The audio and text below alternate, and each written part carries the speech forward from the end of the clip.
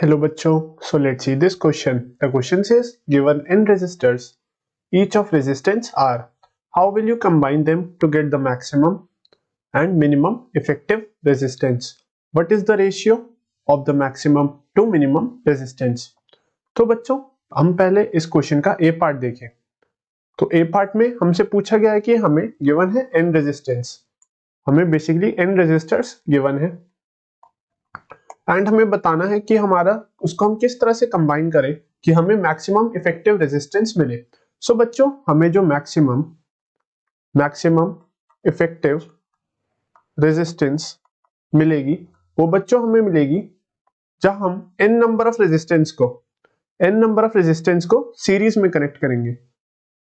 Maximum effective resistance when connected in series and हमारा जो minimum effective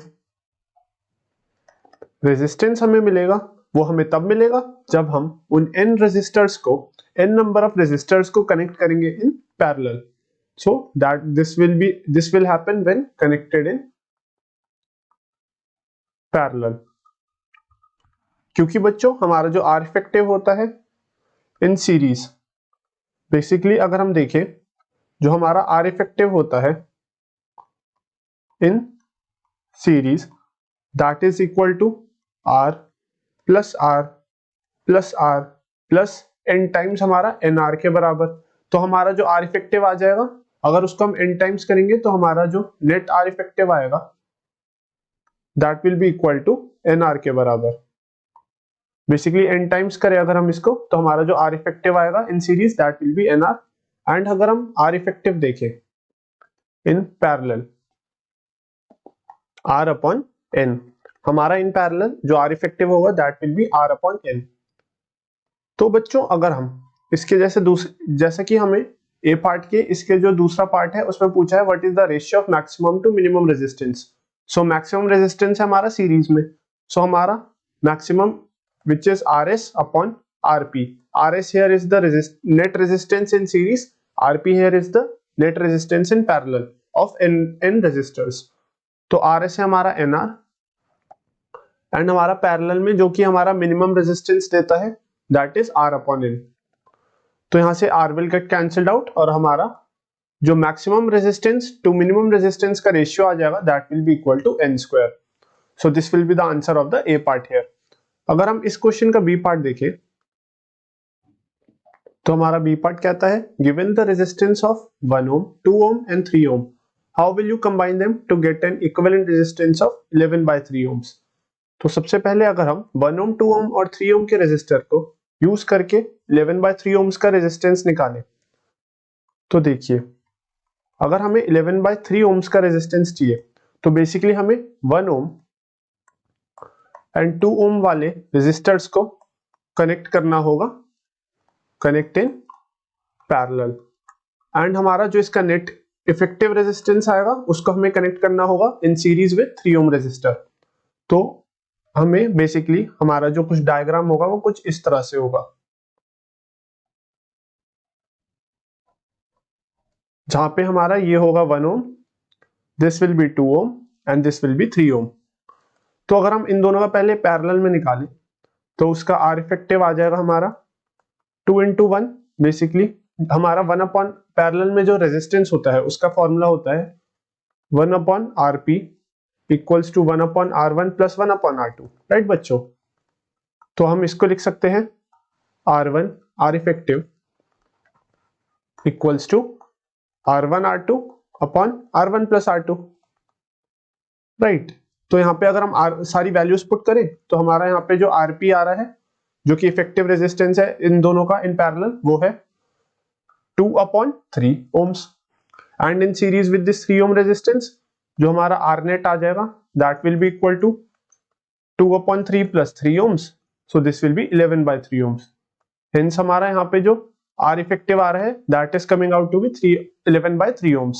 अगर हम 1 ohm एंड 2 ohm को पैरेलल में कनेक्ट करें in series with this 3 ohm resistor. अगर हम इसका सेकेंड पार्ट देखें तो इस क्वेश्चन के सेकंड जो हमारा सेकंड पार्ट है उसमें हमें गिवन है, हमें निकालना है 11/5 ओम्स का रेजिस्टेंस। तो बेसिकली 11/5 ओम्स। दिस टाइम बच्चों हमें 2 ओम्स एंड 3 ओम्स वाला जो हमारा रेजिस्टर होगा ना, we have to connect in parallel.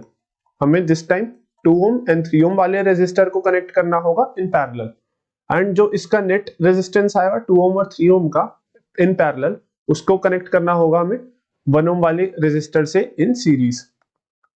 Then this in connect in series.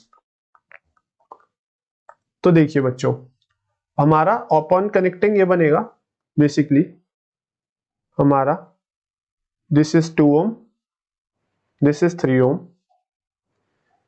and this is 1 ohm resistor. This is 1 ohm, this is 2 ohm, this is 3 ohm. तो हमारा इन दोनों का जो नेट इफेक्टिव आरपी में आएगा that will be 2 into 3/2 plus 3, right. तो ये बन गया हमारा 6/5 ohms, right. And in series हमारा 6/5 ohm का इन सीरीज निकाले विद दिस 1 ohm रेजिस्टर, तो ये हमारा बनेगा 11/5 ohms, जो हमारा नेट रेजिस्टेंस आ जाएगा फॉर दिस सिस्टम। तो हमारा रिक्वायर्ड जो था 11/5 ohms वो आ जाएगा जब हम 2 ohms एंड 3 ohms को इन पैरेलल कनेक्ट करें एंड देन उनका जो नेट इफेक्टिव रेजिस्टेंस है उसको कनेक्ट करें with the 1 ohm resistor in series. इसका हम थर्ड पार्ट देखें तो थर्ड पार्ट में हमें सिंपली पूछा गया है कि हमें 6 ohm वाला रेजिस्टेंस चाहिए, तो उसको इन तीनों का हमें कैसे कनेक्ट करना होगा। तो देखिए दिस टाइम आज हमें जो पूछा है वो है 6 ohms। सो बेसिकली हमें 1 ohm, 2 ohm, 3 ohm को कनेक्ट करना होगा इन सीरीज, बिकॉज सीरीज में हमारा डायरेक्टली रेजिस्टेंस ऐड होता है, तो इनको कनेक्ट करना होगा in series. So this will B 1 ohm plus 2 ohm plus 3 ohm when connected in series gives us 6 ohms। तो अगर हम इसका लास्ट पार्ट देखें which is the fourth part में हमें गिवन जो हमें पूछा गया है वो पूछा गया है कि हमें फाइंड करना है 6/11 ohms हमारा कैसे आएगा। तो बेसिकली अब हमें इन तीनों को इन पैरेलल कनेक्ट करना होगा, हमें बेसिकली इन तीनों रेजिस्टेंसेस को इन पैरेलल कनेक्ट करना होगा, then only we can get this resistance of 6/11 ohms। This is 1 ohm, this is 2 ohm and this is 3 ohm resistor में कनेक्ट करने के बाद ये हमारा बनेगा 1/RP equals to 1/3 plus 1/2 plus 1। Therefore हमारा 1/RP जैसा कि था 1/3 प्लस 1/2 प्लस 1, सो ये हमारा आ जाएगा 6। So this will be 2 plus 3 plus 6, so this will be equal to 11/6 ohms, but this is 1/RP।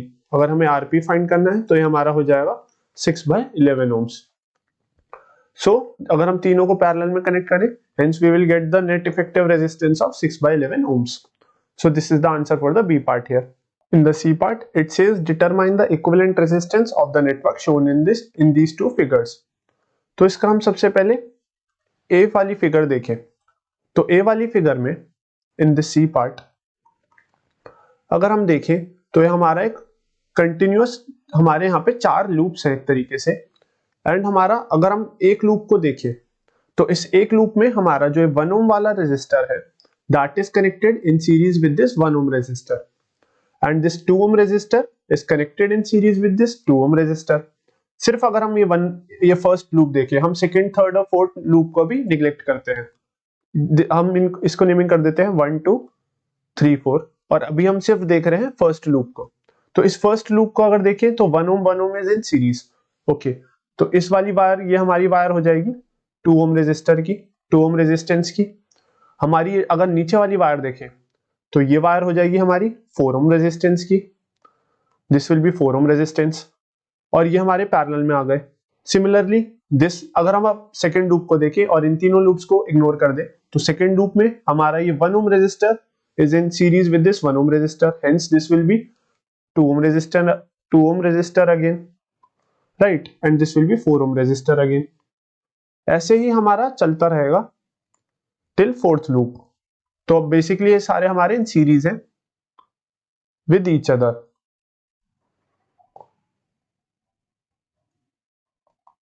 This is 2 ohm, this is 2 ohm, this is 4 ohms, this is 4 ohms। अब हम इन दोनों का parallel निकालें तो ये बन जाएगा हमारा basically 1/rp equals to 1/2 plus 1/4। So this will be 4 and this will be 2 plus 1। तो बेसिकली हमारा rp आ चुका है 4/3 ohms, right. This will B 4/3 ohms rp। एक जो फर्स्ट लूप है इसका नेट रेजिस्टेंस आ गया 4/3 ohms। ऐसे हमारे पास 4 लूप है in series. So in series जो हमारा नेट रेजिस्टेंस होगा वो होगा R1 plus R2 plus R3 plus R4। तो हमारा इन नेट रेजिस्टेंस जो R नेट आ जाएगा that will be equal to which is in series, वो आ जाएगा 4/3 इंटू 4। बेसिकली इसका भी 4/3 होगा, इसका भी 4/3 होगा, इसका भी 4/3 एंड इसका भी 4/3। तो 4/3 इंटू 4 हो जाएगा हमारा R net. So this will B 16/3 ohms। So the final answer, इस पूरे जो हमारा मेश है, इस पूरे मेश का हमारा जो नेट रेजिस्टेंस होगा that will be equal to 16/3 ohms। And हम अब इस बी वाले डायग्राम के लिए देखें तो बेसिकली अगर हम देखें इस पॉइंट से इस पॉइंट तक जो हमारे सारे रेजिस्टर है that are in series. So simply हमें इन सीरीज हमें पता है हमें रेजिस्टर्स ऐड करने होते हैं सबके। तो बेसिकली हमारे इन सीरीज जो नेट रेजिस्टेंस आएगा that will be equal to R plus R plus R plus R plus are.